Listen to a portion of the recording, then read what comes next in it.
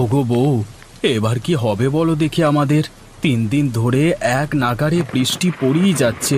ওদিকে যে জমি রাস্তা সমস্ত কিছুই জলের তলায় ডুবে গেছে গো।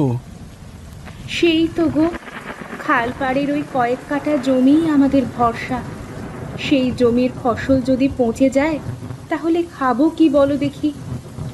গত 2 দিন তুমি আমাকে মাঠে যেতে দাওনি, আজকে তুমি আমাকে আটকাতে পারবে না। আমি বৃষ্টিতে ভিজে হলেও জমির হাল একবার দেখে আসবো। আজকে তোমাকে আমি বারণ করব না, শুধু নিজের শরীরের প্রতি একটু খেয়াল রেখো। এই সময় জ্বর সর্দি বাঁধালে ওষুধ কিনবার টাকা পর্যন্ত আমাদের কাছে নেই। ঠিক আছে গিন্নি, সে দেখা যাবে ক্ষণ। তুমি আমাকে এখন কিছু খেতে দাও দেখি, আমি দুটো খেয়ে জমির হালটা দেখে আসি। ঠিক আছে, তুমি বসো, আমি তোমার জন্য পান্তা ভাত আর কাঁচা মরিচ নিয়ে আসছি।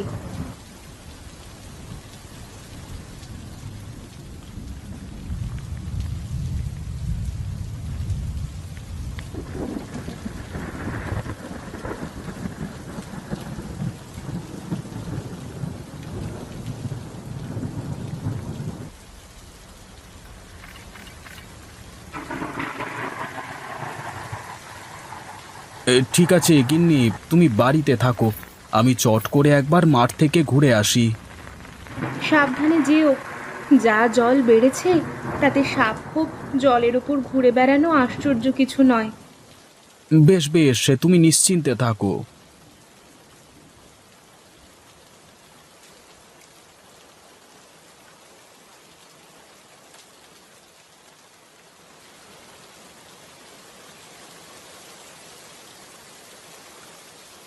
ধুর তেরিকা, সেই কখন থেকে জাল ফেলেই যাচ্ছি, একটা মাছও তো উঠবার নাম নেই। 10-12টা মাছ উঠলে লোকের ঘরে গিয়ে বিক্রি করে কিছু টাকা পয়সা কামিয়ে নিতাম, কিন্তু কই, মাছের তো দেখা পাচ্ছি না। ধ্যাৎ তেরি।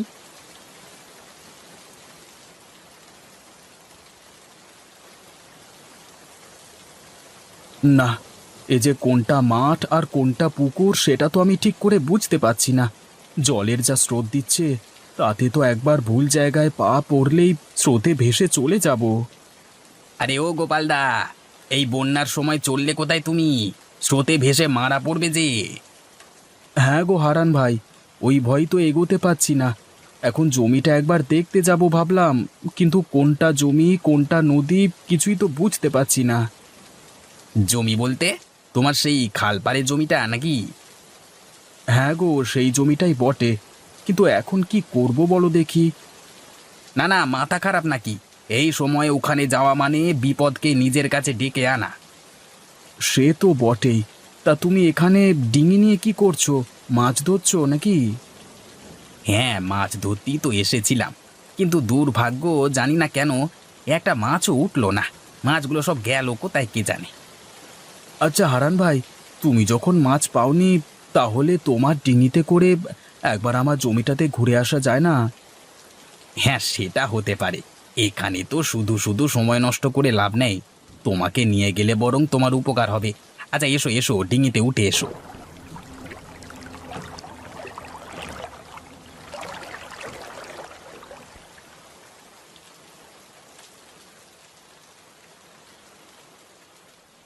বাড়িতে কেউ আছো বাবারা, মায়েরা?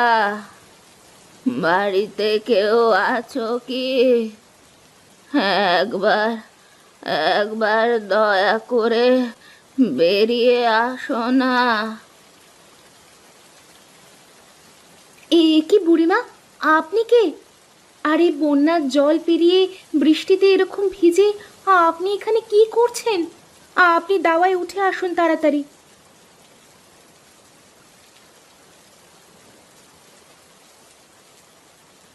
হ্যাঁ বুড়িমা, এবার বলুন তো, আপনি এই বৃষ্টির সময় ভিজে ভিজে অসুস্থ শরীরে এদিক ওদিক ঘুরে বেড়াচ্ছিলেন কেন? মারে, আমার পরিচয় জেনে কি হবে? আমার মতো দুঃখী মা পৃথিবীতে বোধহয় কেউ নেই। আমাকে এই বৃদ্ধ বয়সেও লোকজনের বাড়ির দোরগোড়ায় ঘুরে ঘুরে দুমুঠো ভাত চাইতে হয়। এর থেকে এর থেকে দুর্ভাগ্য আর কি হতে পারে বল মা? এমন করে বলবেন না মা। আপনার যদি কোথাও থাকবার জায়গা না থাকে তাহলে আপনি আমাদের সাথে এখানে থাকুন, আমাদের কোনো অসুবিধা হবে না। মারে, এর আগে আমি অনেক জনার বাড়ির দোরগোড়ায় ঘুরেছি, কেউ আমাকে তাদের সাথে রাখতে চায়নি। রাখা তো দূরের কথা, দুটো খেতে চাইলেও আমাকে দূর দূর করে তাড়িয়ে দিয়েছে। আপনাকে কোথাও যেতে হবে না মা। আজ থেকে আপনি আমাদের সাথে থাকবেন। আমরা দুবেলা দুমুঠো যা খেতে পাই আপনার সঙ্গে ভাগ করে খেতে আমাদের কোনো অসুবিধা হবে না মা। বেঁচে থাকো, বেঁচে থাকো মা, বেঁচে থাকো, সুখী হও। তা মা, তুমি কি বাড়িতে একাই থাকো? না মা, আমি আর আমার স্বামী দুজনে থাকি। ও একটু বাইরে বেরিয়েছে, বন্যার জলে জমির কি হাল সেটাই দেখতে গেছে। না রে মা, জমির হাল একদম ভালো নয়। সব জমি জলে ডুবে গেছে। এবছর ফসল সবই পচে যাবে রে, পচে যাবে। সেই জন্য আমরাও চিন্তায় আছি বুড়িমা। আমাদের একটাই মাত্র জমি ভরসা, সেটাও যদি ডুবে যায় তাহলে যে আমরা না খেতে পেয়ে মারা যাব। চিন্তা করিস না মা, সব কিছু ঠিক হয়ে যাবে। তোদের খাওয়া পড়ার কোনো অভাব হবে না।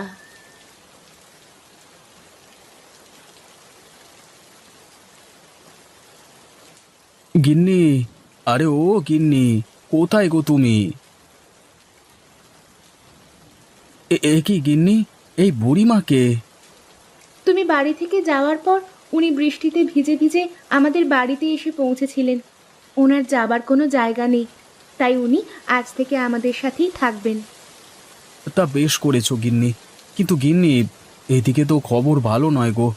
বন্যার জল যে খাল ছাড়িয়ে এক মানুষ ওপর দিয়ে যাচ্ছে, আমাদের জমির কোনো অস্তিত্ব পেলাম না গো।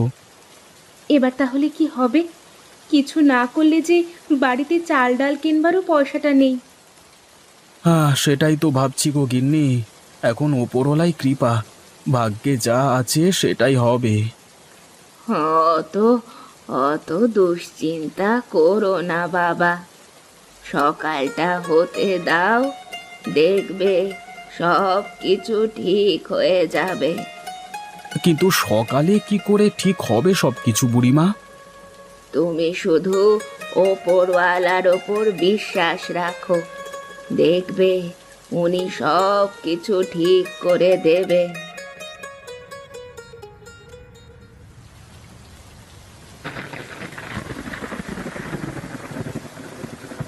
কই গো, কোথায় গেলে তুমি? একবার তাড়াতাড়ি বাইরে এসে দেখে যাও। কি যে আশ্চর্য কাণ্ড গো! আরে কি হলো গিন্নি, তুমি সকালবেলায় এরকম চিৎকার চেঁচামেচি করছো কেন? কি দেখে এত চেঁচাচ্ছ? হ্যাঁ, ওগো, তুমি একবার সামনে উঠোনে তাকিয়ে দেখো না, দেখবে তুমিও চিৎকার করতে শুরু করে দেবে। কই দেখি। এ কি গো গিন্নি, এ যে তাজ্জব ব্যাপার, বানের জলে এত মাছ ভেসে এলো কোথা থেকে? ওগো, যেখান থেকেই আসুক, এ নিশ্চয়ই ওপরওয়ালা আমাদের জন্য পুরস্কার হিসেবে পাঠিয়েছেন। তুমি দাঁড়াও, আমি ঝুড়ি নিয়ে এসে মাছগুলোকে তুলে নিই।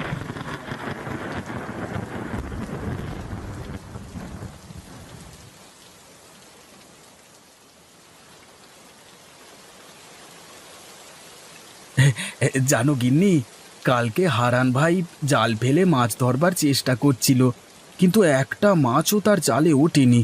আর আজকে দেখো, না চাইতেই আমাদের উঠানে বানে ভেসে এত মাছ চলে এসেছে।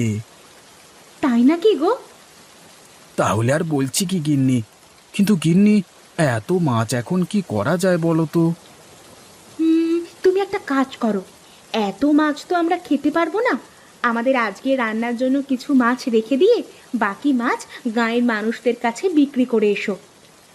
তুমি ঠিক বলেছ গিন্নি, এতে করে হাতে দুটো পয়সাও আসবে, আমাদের আর খাওয়া পড়ার অভাবও হবে না। কিন্তু একটা অসুবিধে আছে গিন্নি। আবার কি অসুবিধে?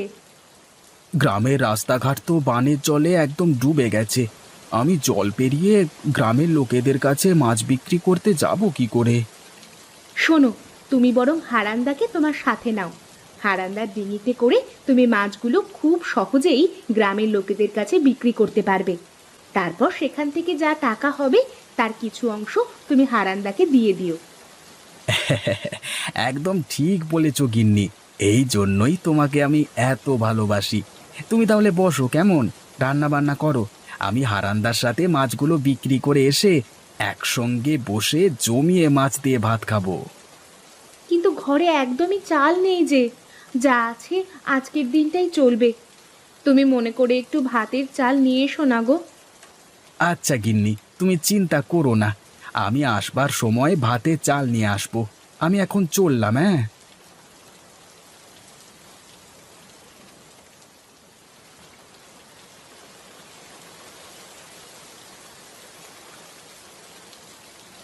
এ কি গো গোপাল ভাই, তুমি এত মাছ কোথায় পেলে? আমি তো সকাল থেকে আজ একটা মাছও পাইনি।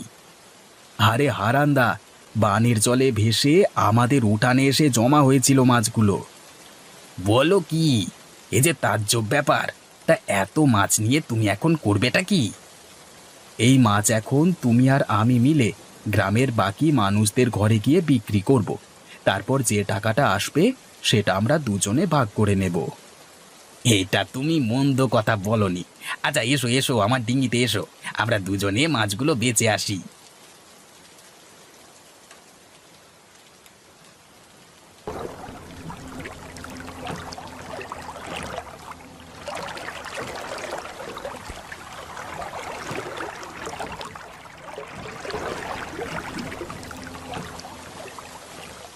আরে তোমরা দুজন এখন এখানে, কি ব্যাপার?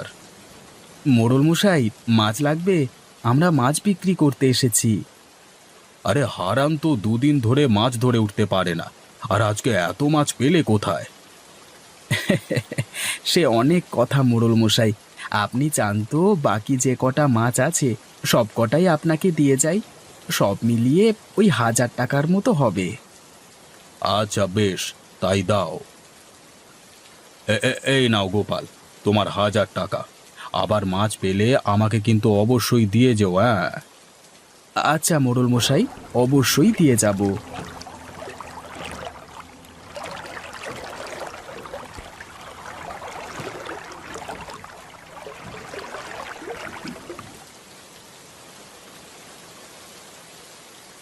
আজকে তো মাছ বেচে অনেক টাকাই হলো, কিন্তু এই টাকার বেশিরভাগটাই তো গোপাল নিয়ে পালাবে। না না না না, এটা তো হতে দেওয়া যায় না।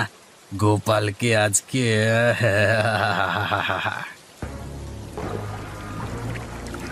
এ কি হারান্দা, তুমি কি করছো আমার সাথে? আমাকে বাঁচাও, আমাকে এখান থেকে উদ্ধার করো, না হলে আমি বন্যার জলে ভেসে মারা যাব। হারান্দা, উদ্ধার করো। যদি বাঁচতে চাও তবে আজকের ব্যবসার পুরো টাকাটা আমার হাতে তুলে দাও। আমার আমার 1 টাকাও চাই না হারান্দা, এই নাও তোমার সব টাকা, তুমি শুধু আমাকে বাঁচাও এখান থেকে। তোমাকে আর বাঁচিয়ে কি হবে? তুমি বরং এখানেই মরো। আমি তোমার বাড়িতে যেয়ে কাঁদো কাঁদো মুখ করে বলবো, গোপালদা বন্যার জলে ভেসে গেছি। না হারান্দা, এমনটা করো না, আমার পরিবার না খেতে পেয়ে মারা যাবে। সে সব আমার দেখে কি হবে, তুমি বরং এখানে হাবুডুবু খাও। হ্যাঁ, আমি চলি।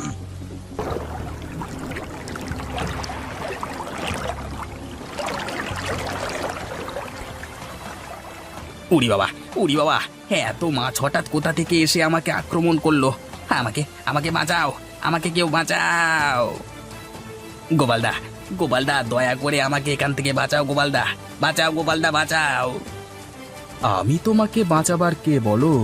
একটু আগেই তুমি আমার জীবন নিতে চেয়েছিলে, এখন শাস্তি স্বরূপ বানের জলে ভেসে আসা মাছেরা তোমাকে জলে ফেলে দিয়েছে। এতে আমি কি করতে পারি বলো? তুমি এখানে হাবুডুবু খাও, আমি বরং বাড়ি যাই।